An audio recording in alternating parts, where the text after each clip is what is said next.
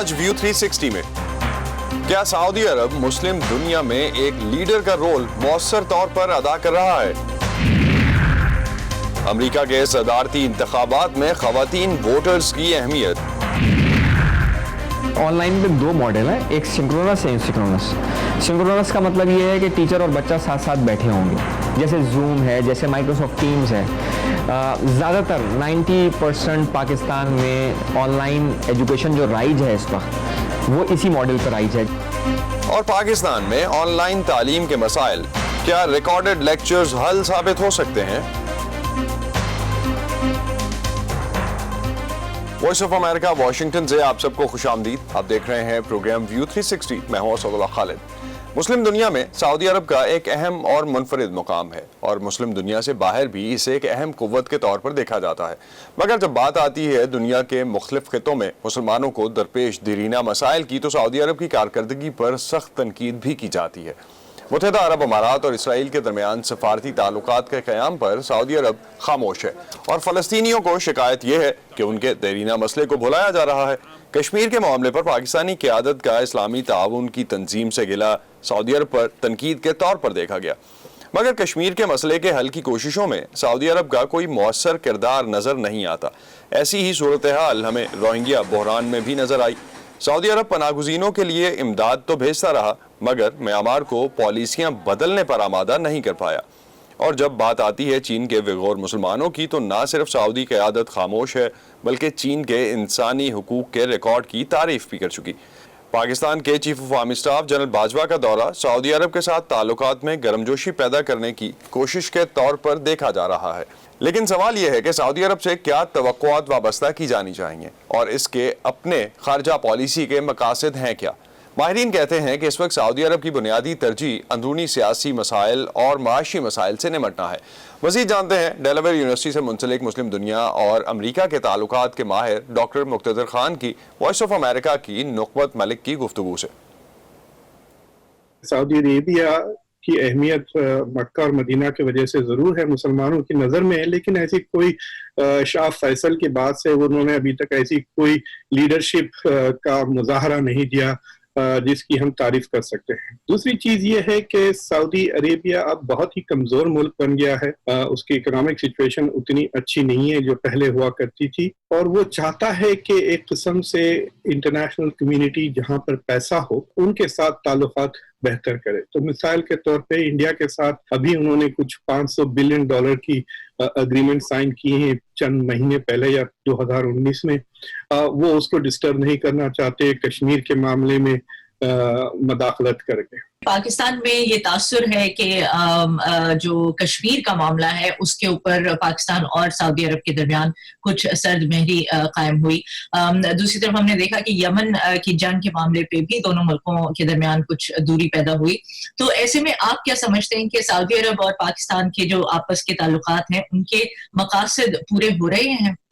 پاکستان کا مسئلہ یہ ہے کہ جو پاکستانی عوام ہے وہ ایران اور ترکی کو زیادہ پسند کرتے ہیں، اور حکومت جو پاکستان کی ہے وہ عرب ملکوں پہ خاص طور سے سعودی عربیہ پہ ڈپینڈ زیادہ کرتی ہے۔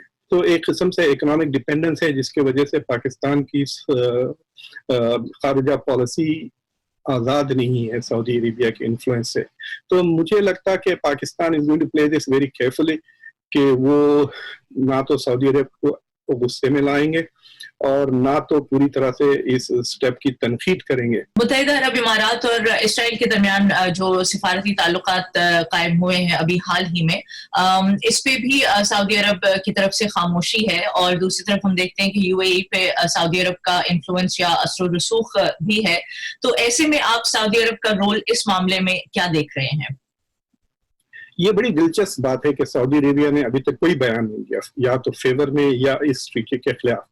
اس کے میری نظر میں 2-3 وجوہات ہیں۔ ایک تو یہ ہے کہ جو اوریجنل عرب پیس پلان تھا جو سعودی عربیہ نے ڈیولپ کیا تھا 2003 میں اور اس کو فارورڈ پش کیا تھا، اس میں جو بات چیت کی گئی تھی, جو آفرز عربوں نے دیا تھا اسرائیل کو کہ اسرائیل 1967 کے بارڈرز کو ودرا کر لیں, یعنی ویسٹ بینک, غازہ اور ایسٹ جیروسلم کو واپس فلسطینیوں کو دے دیں, تو سعودی عربیہ کو خود اپنے ہی پروپوزڈ پلان کے خلاف جانا پڑے گا. مجھے لگتا ہے کہ سعودی عرب اور یونائٹڈ عرب ایمریٹس کے جو مفاد ہے, انٹرسٹ ہے, اس میں تھوڑا سا فرق آ چکا ہے جو آپ کو یمن کی جنگ میں نظر آتا ہے. سعودی عرب کی خارجہ پالیسی کو دیکھا جائے تو نظر تو واضح یہ آتا ہے کہ ترکی اور ایران کے انفلوئنس کو کنٹرول کرنے کی کوشش کی جاتی ہے اور واشنگٹن کے قریب رہنے کی کوشش کی جاتی ہے.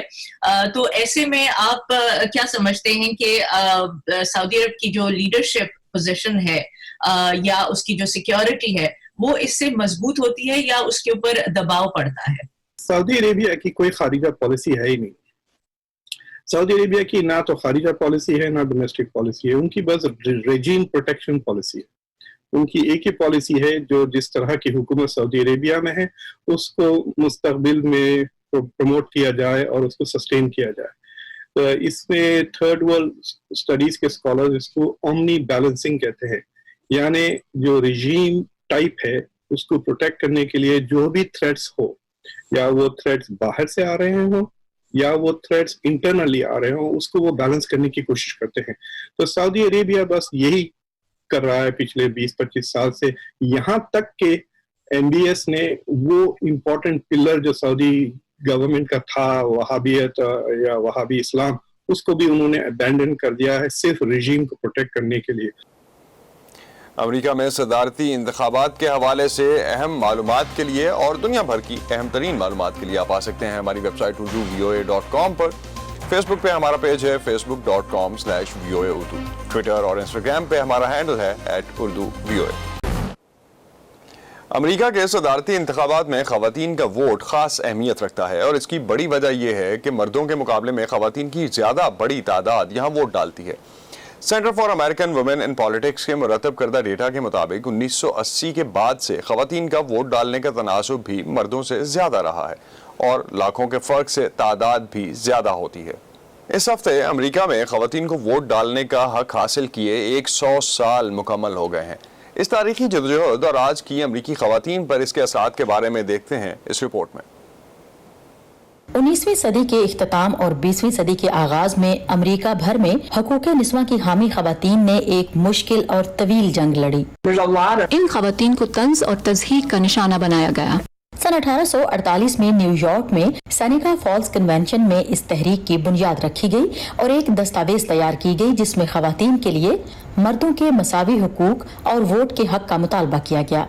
کنونشن میں شامل وفود نے کہا کہ مرد اور عورت کو ایک جیسا بنایا گیا ہے. یہ جملہ اعلان آزادی سے مستعار لیا گیا ہے, لیکن اس میں لفظ عورت کی اضافت سے اسے معنی خیز بنا دیا گیا. خواتین کو ووٹ کا حق دلانے کے لیے 70 سال لڑی جانے والی اس لڑائی میں سفید فام خواتین نے سیاہ فام خواتین کا خیر مقدم نہ کیا. لیکن سیاہ فام خواتین نے 2 صدیوں تک غلامی کے خلاف تحریک, چرچ کانفرنسوں, شہری حقوق کی تنظیموں اور افریقن امریکن وومن سمیت متعدد تنظیموں کی بنیاد رکھی. اگرچہ 20ویں صدی کے اوائل میں معاشرے میں خواتین کا کردار تبدیل ہوا, لیکن نئی نسل کی خواتین نے بھی یہ جدوجہد جاری رکھی. انہوں نے پرامن احتجاج کیے اور بھوک ہڑتالیں کی.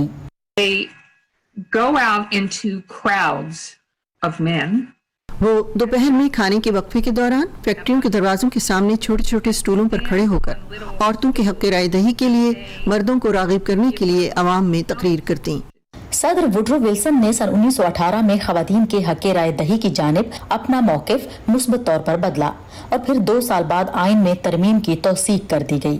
لیکن آج 100 سال بعد بھی خواتین کو ووٹ ڈالنے کی راہ میں رکاوٹوں کا سامنا کرنا پڑتا ہے, خصوصاً سیاہ فام خواتین کو. ان سے ووٹ ڈالنے کے لیے شناختی دستاویز زیادہ طلب کیے جاتے ہیں. ان کے علاقوں میں پولنگ بوتھ بند ہو جاتے ہیں. ووٹر لسٹوں سے ان کے نام زیادہ نکالے جاتے ہیں. مساوی حقوق کی تحریک کے حامیوں کا کہنا ہے کہ اس طرح کی ناانصافیوں کو آئینی ترمیم سے ہی ختم کیا جا سکتا ہے, جسے 1923 میں متعارف کرایا گیا تھا. آپ صنف کی بنیاد پر امتیاز نہیں برت سکتے. اسے تمام 50 ریاستوں, وفاقی حکومت اور اس کی پالیسیوں میں لاگو ہونا ہوگا. सरगर्म कारकुनों का कहना है कि इक्वल राइट्स एक्ट का मुस्तकबिल अगरचे गैर यकीनी है, लेकिन जैसे वोट का हक मांगने वाली खवातीन पीछे नहीं हटी थी, इसी तरह वो भी ये लड़ाई जारी रखेंगे। डेबरा ब्लॉक के साथ Sadia Zebran Jha, Voice of America. America में खवातीन और मर्दों की वोटिंग तरजीहात भी एक दूसरे से मुख्तलिफ नजर आती हैं। 1996 में सदर क्लिंटन के इंतखाब से लेकर 2016 में सदर ट्रंप की जीत तक खवातीन की अक्सरियत ने डेमोक्रेटिक उम्मीदवारों को वोट दिया। अमरीकी इंतखाबात में कोरोना वायरस इंतहाई अहम मौजू है, क्योंकि इसके सबब जानें भी गई हैं और करोड़ों लोगों का रोजगार भी गया है, और अब डर यह है कि 4 करोड़ अफराद की सर से छत भी छिन सकती है। ट्रंप इंतजामिया की जानिब से बेरोजगारी अलाउंस पैकेज के तहत लाखों अफराद को माली इमदाद फ्राहम की जा रही थी, लेकिन गुज़िश्ता माह इसके खत्म होने पर नए इमदादी पैकेज पर कांग्रेस में रिपब्लिकन्स और डेमोक्रेट्स के दरमियान इख्तलाफात अभी तक दूर नहीं हो पा रहे, जिससे अमेरिका में बेघरी की एक बड़ी लहर का खदशा बढ़ता जा रहा है। कोरोना की वबा के नतीजे में अमरीकी मईशत को पहुंचने वाले नुकसान के सबब ऐसे लाखों अमरीकी जो अपनी मुलाजमतों से हाथ धो बैठे हैं, अब घरों से बेदखल किए जाने के खतरे से दो चार हैं।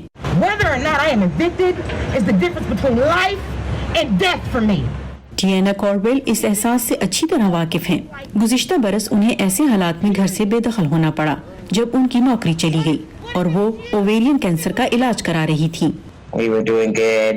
हमारे हालात अच्छे थे और फिर मुझे कैंसर हो गया। मेरा इलाज चल रहा था जब हमें घर से निकाला गया। ये एक बुरा तजर्बा था। It was a bad experience. बेरोजगार और बमुश्किल किराया अदा करने के काबिल टियाना कॉर्वेल केसी टेनेंट्स नामी ग्रुप के साथ तहरीक में शामिल हैं। ये तंजीम रियासत मिजोरी के शहर कैंसस में शहरियों के लिए सस्ती रिहाइश के लिए सरगर्म है। मुल्क के बेशतर हिस्सों की तरह ये रियासत कोरोना वबा से पहले ही सस्ती रिहाइश के बहरान से दो चार थी, और अब रियासत में तकरीबन 50% किराएदारों को बेदखल किए जाने का खतरा है, क्योंकि वो अपना किराया अदा नहीं कर सकते। रियासत मिजोरी में पहले ही ऐसे हजारों किराएदार मौजूद थे जो वबा से पहले अपनी आमदन का 50% से ज्यादा किराए की सूरत में अदा कर रहे थे, और अब लाखों लोग कोविड के दौरान बेरोजगार हुए हैं या कुछ अरसा बेरोजगार रहे हैं। इस दौरान बहुत से गरीब और मजदूर तबके के घरानों के लिए कर्जों का बोझ बर्दाश्त करना नामुमकिन हो चुका है। बहुत से अमरीकियों को रियासती और विफाकी हुकूमतों की जानिब से बेरोजगारी अलाउंस के तहत माली इमदाद मिल रही थी, लेकिन जुलाई से विफाकी हुकूमत की जानिब से मिलने वाला इजाफी हफ्तावार बेरोजगारी अलाउंस खत्म हो गया। इस तरह लाखों अफराद अपने बिल अदा करने से कासिर रहे और उन्हें घरों से बेदखल किए जाने के खतरे का सामना है। लिहाजा लोग एक ऐसे बहरान का सामना करने वाले हैं जो पहले देखने में नहीं आया। रिहाइश के हक के हामी किराए में नरमी और बेदखली की हुदूद में तौसी का मुतालबा कर रहे हैं। ये एक ऐसा मसला है जिसके हल के लिए हाल ही में सदर डोनाल्ड ट्रंप ने इकदामात का ऐलान किया था। मैं एक हुक्मनामे पर दस्तखत करके हाउसिंग और शहरी तरक्की के महकमों को हिदायत दे रहा हूँ कि वो किराएदारों और घरों के मालकान के अपने घरों में रहने को यकीनी बनाने के लिए इकदामात उठाएं। लेकिन माहिरीन के मुताबिक इंतजामी हुक्मनामा किसी भी इदारे को ऐसा करने की कोई वाज़ेह हिदायत फराहम नहीं करता। शहरियों के हुकूक के लिए काम करने वाली वकील जीना कियाला कहती है कि इसका हल कानून साजों के पास है। We must all come together and fight. हम सबको इकट्ठा होना चाहिए और कांग्रेस पर जोर देना चाहिए कि वो इस बारे में कुछ करे। वक्ती इक़दामात की बजाय मुस्तकिल बुनियादों पर हमारी उजरत और रिहाइश दोनों मसलों को हल करें। Our housing problem. वो मालकान की भी हौसला अफजाई करती हैं कि वो अपने किराएदारों से जब मुमकिन हो बात करें, लेकिन मुल्क के 40% मकान मालिकान छोटी सतह के हैं जो किराए की अदम अदायगी का नुकसान बर्दाश्त नहीं कर सकते। हमारी एसोसिएशन के लिए ये गैर मामूली वक्त है, क्योंकि हमें परेशान हाल मालिकान की तरफ से मुसलसल कॉल्स मौसूल हो रही हैं, जिन्हें न सिर्फ अपने किराए के मकानात बल्कि अपने घरों को भी खोने का खदशा है।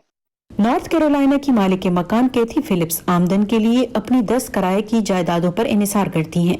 उनकी एक किराएदार वक्त पर किराया अदा करने से कासिर हैं। वो अकेली माँ है और ऐसी सूरत हाल में मुझे अच्छा नहीं लगता कि उन्हें बेदखल किया जाए। मैंने उन्हें 3 माह के किराए पर 50% रियायत की पेशकश की है। आपको हमदर्द होना पड़ता है। टियाना कॉर्वेल इससे इत्तेफाक करती हैं। Both times that I was evicted, दोनों बार जब मुझे घर से बेदखल किया गया तो ये एक जाती हमले की तरह महसूस हुआ, क्योंकि मैंने सोचा कि मैंने ऐसा क्या गलत किया था। क्या मेरे अहले खाना ने जो किया वो गलत था, क्योंकि वो मेरा ख्याल रखना चाहते थे। जूली टैबो की रिपोर्ट के साथ Nilufar Mughal, Voice of America. Washington के तहकीकी इदारे ब्रुकिंग्स इंस्टीट्यूशन की एक रिपोर्ट के मुताबिक अमेरिका में मार्च के बाद से असलहे की फरोख्त में बहुत ज़्यादा इजाफा हुआ है, और जिनके पास पहले कभी बंदूकें नहीं थी वो भी अब बंदूक हासिल करने के लिए कतार में लगे नजर आते हैं। इसकी वजह है क्या, जानते हैं इस रिपोर्ट से।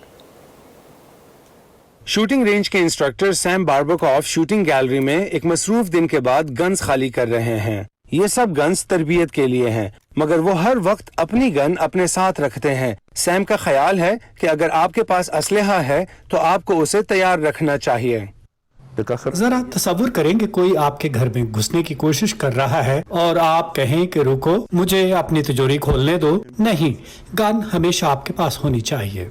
सैम बार्बोकॉफ रूस से अमेरिका मुंतकिल हुए और उन्हें हमेशा असलहे से मोहब्बत रही है। वो रियासत फ्लोरिडा में है जिसे असलहा दोस्त रियासत समझा जाता है। फ्लोरिडा में शहरियों के पास 4,50,000 रजिस्टर्ड असलहा है।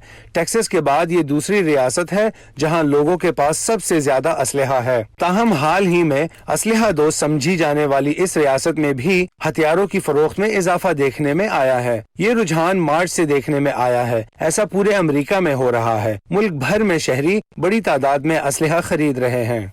अमेरिका में असलहे की तमाम कानूनी खरीदारों का FBI के तहत काम करने वाले national instant criminal background check system के जरिए रिकॉर्ड चेक किया जाता है ताकि असलहा गलत हाथों में ना पहुंच जाए। इस साल के पहले 6 महीनों में इस निजाम ने 1,90,00,000 से ज्यादा लोगों का बैकग्राउंड चेक किया। ये 2019 के पहले 6 महीनों के मुकाबले में 60 लाख ज्यादा है। वाशिंगटन में कायम थिंक टैंक ब्रुकिंग इंस्टीट्यूशन के मुताबिक जाती हिफाजत के बारे में खदशात असलहे की तलब में इजाफे का सबब हैं।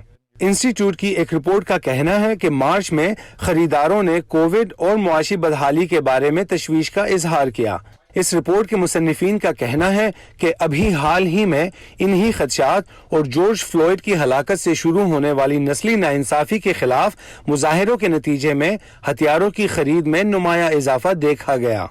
सैम बार्बोकॉफ का कहना है कि फोर्स टू फोर्स नामी उनकी तरबियती क्लासेस आजकल खास तौर पर मकबूल हैं। हालांकि गोलियों और बंदूकों की कीमतें बढ़ गई हैं। एक बंदूक की कीमत लगभग $400 से $500 थी और अब वही बंदूक 700 से 750 के दरमियान है। फ्लोरिडा में कानूनी तौर पर असलहा खरीदने की उम्र 18 साल है और आपको खरीदने के लिए किसी लाइसेंस की जरूरत नहीं पड़ती। मैं ये कहूँगा कि अभी यहाँ आने वाले 95% लोग पहली बार असला खरीद रहे हैं। वो आजकल खबरें देखते हैं और वो देख रहे हैं कि इस मुल्क में क्या हो रहा है। वो इस बारे में बहुत फिक्रमंद हैं और वो अपने खानदान और अपनी मिल्कियत के दिफा के काबिल होना चाहते हैं। माहिरीन का कहना है कि असलहे की फरोख्त में इजाफा अमूमन गैर यकीनी के दौर में होता है और असलहा रखने के मुखालिफिन का कहना है कि इससे मुमकिना तौर पर हादसाती शूटिंग के इम्कानात बढ़ जाते हैं।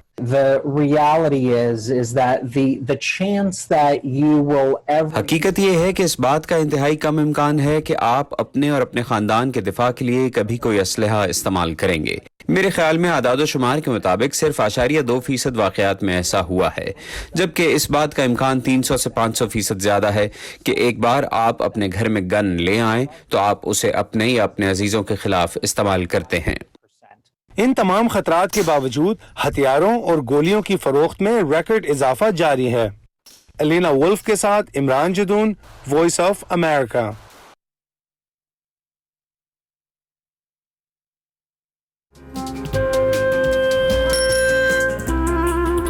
अब्बा जैसे करोड़ों लोग जहां हर रोज ईमानदारी से काम पर लगे हों, चाहे वो दफ्तर में हो या खेतों में, सड़कें हों, बॉर्डर्स, खेल का मैदान या कोई इंटरनेशनल स्टेज। जब पाकिस्तान का नाम रोशन करने वालों की कहानियां कहने के लिए हमारे पास वक्त कम पड़ जाए, जब पूरा मुल्क ही खुद को आगे ले जाने में लगा हो, तो फिर दुनिया भर में उसका परसेप्शन मुट्ठी भर लोग क्यों बनाते हैं?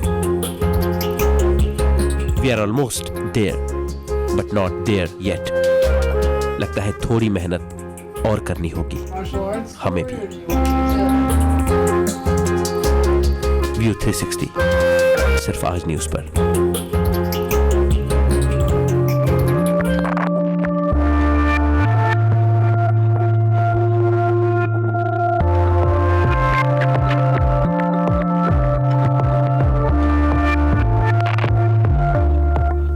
दुनिया भर में ऑनलाइन एजुकेशन के लिए नए नए तरीके सामने आ रहे हैं। कई तालीमी इदारे अपने सॉफ्टवेयर्स बनवा रहे हैं और कई मार्केट में मौजूद सॉफ्टवेयर्स को अपनी ज़रूरियात के मुताबिक ढाल रहे हैं।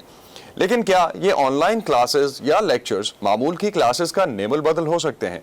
जूम हो, टीम्स हो या इस तरह की दूसरी ऐप्स जिनके ज़रिए पढ़ाई में अक्सर पाकिस्तानी तलबा को मुश्किलात दरपेश हैं, कराची के एक इदारे ने ऑनलाइन स्टडीज़ का एक नया मॉडल अपनाया है। आइए देखते हैं कि ये मॉडल कितना कारगर साबित हो सकता है। अस्सलाम वालेकुम everyone, so welcome in this class. इस जूम का जो ऐप है वो क्लास के लिए बना ही नहीं है, वो मीटिंग्स के लिए बना था, जिसमें 5 लोग एक साथ बात कर सकते हैं, एक दूसरे से इंटरेक्शन कर सकते हैं। आज घर पे सुबह इंटरनेट बंद था। इंटरनेट बंद होने का मतलब क्या है? उसका स्कूल नहीं हुआ। वो चाहता है कि वो स्कूल जाए लेकिन इंटरनेट नहीं आ रहा, उसमें उसका मसला नहीं है।